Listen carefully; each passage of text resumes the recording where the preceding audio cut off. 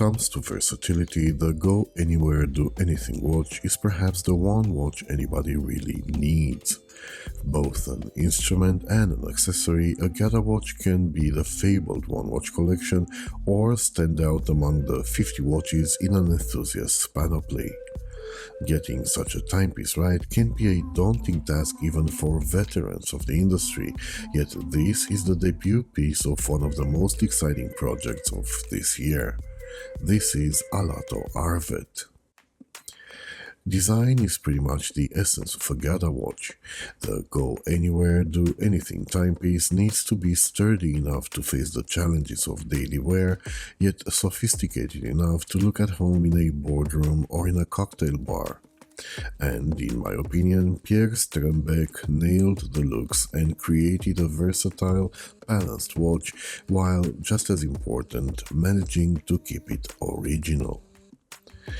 The most striking feature of the case, heavily emphasized by the contrast between the mirror polishing and the brushing, is the angularity of the lugs.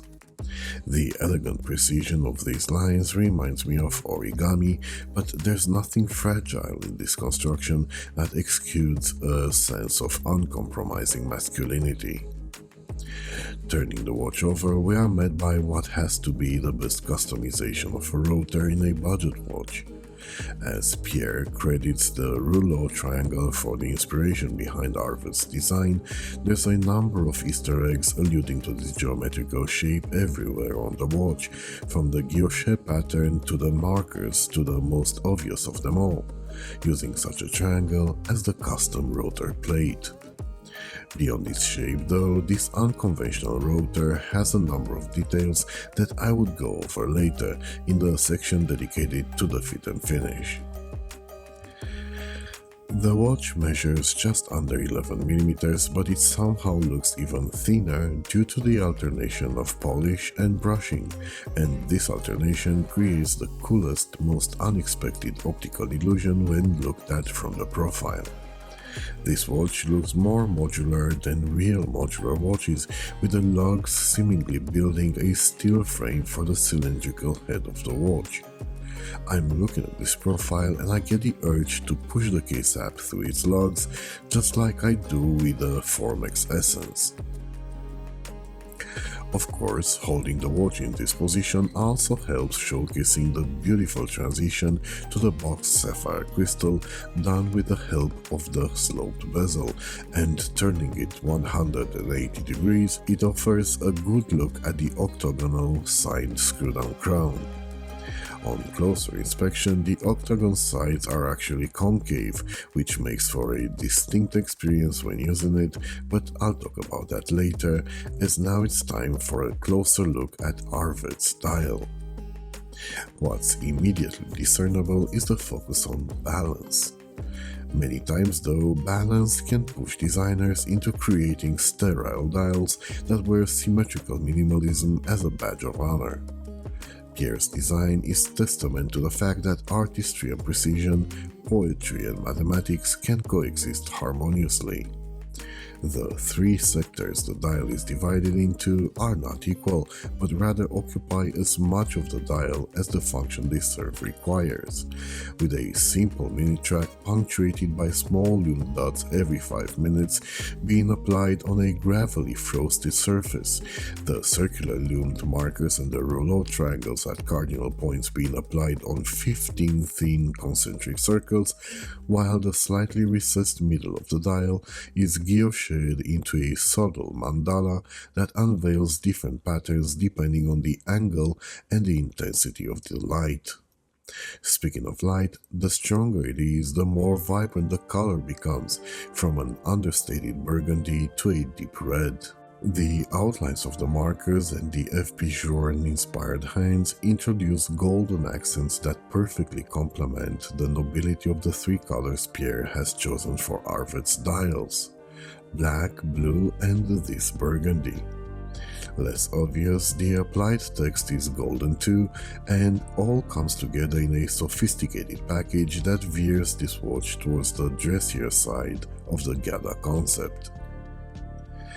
This is reinforced by the alternation of brushed and high-polished surfaces across its H-link bracelet that tapers nicely towards the sign clasp with the on-the-fly micro-adjustment system that by now has become obligatory for a respectable micro-brand. Both the bracelet and the occasional strap one might wear this watch on can easily be fitted or taken off the watch using the holes drilled at the tips of the lugs. Adding quick-release spring bars to the bracelet is a stretch goal of the Kickstarter campaign, but I hope the drilled lugs will stay as a nostalgic tip of the hat. Another stretch goal that Pierre has included in the Kickstarter campaign is covering the 316L stainless steel of this watch with an anti-scratch coating. And that is great news, as wearing the watch will bring unavoidable micro scratches, particularly on the numerous polished surfaces. That being said, if the quality of this prototype's fit and finish is indicative of the one of the final product, color me impressed. The macro test confirms the naked eye, as only some lume noise here and there on the hands and markers stops this from getting a perfect score.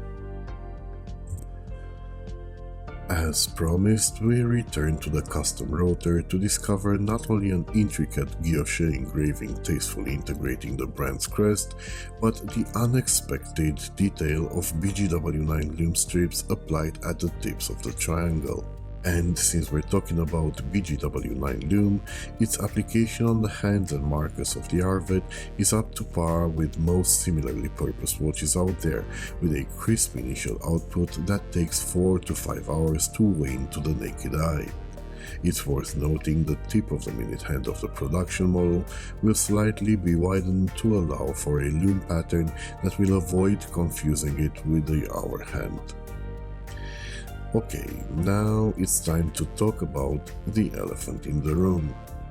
For all its perfect integration between the stubby lugs, the male end links create two issues, one of which is obvious even on my larger than average 19cm wrist. First, it expands the modest 45mm distance between the tips of opposing lugs to more than 50mm. That in itself would not have been such a big issue had the protruding part of the end links benefited from a more pronounced downturn, as is the case here for example. The way they are now, they create an unsightly gap on all but the largest wrists out there, breaking the bracelet's flawless integration with the head of the watch. Wrists whose diameter is in excess of 6.5 inch can still pull this watch off, but as it stands now, I wouldn't recommend it to people with more delicate wrists. And this is where microbrands get the ace of their sleeve. With big brands and AliExpress watches, you get what's showcased. Microbrand owners, on the other hand, are adept at using the community feedback to improve on their products. Pierre is well aware of the situation, and from the moment he got the prototypes, he started working on a solution. There are no technical drawings yet, but I can confirm the production variant will benefit from female end links that will improve Arvet's ergonomics and will make it accessible to a larger pool of prospective customers. The legibility of the watch is excellent in all lighting conditions due to the combination of clear AR coating applied underneath the sapphire crystal and shiny, light-catching hands. Setting and hand-winding the Miyota 9039 automatic caliber powering the watch is a rather unusual experience, as the octagonal crown lacks the fluidity of the usual crowns, but makes up for it with an improved grip offered to gloved or wet fingers, particularly when unscrewing it and screwing it back on. On my 19cm wrist, the watch wears larger than its 38mm footprint. That doesn't stop it from being as versatile as any GADA watch out there, with just as much refinement as is needed to be able to sport it on dressier occasions. Where its versatility ends, I'm afraid, is when taken off its bracelet, as I'm not particularly happy with any combination involving leather straps. The on-the-fly micro-adjustment clasp makes finding the perfect fit extremely easy, while also helping with any swelling of the wrist experienced because of hot, humid days.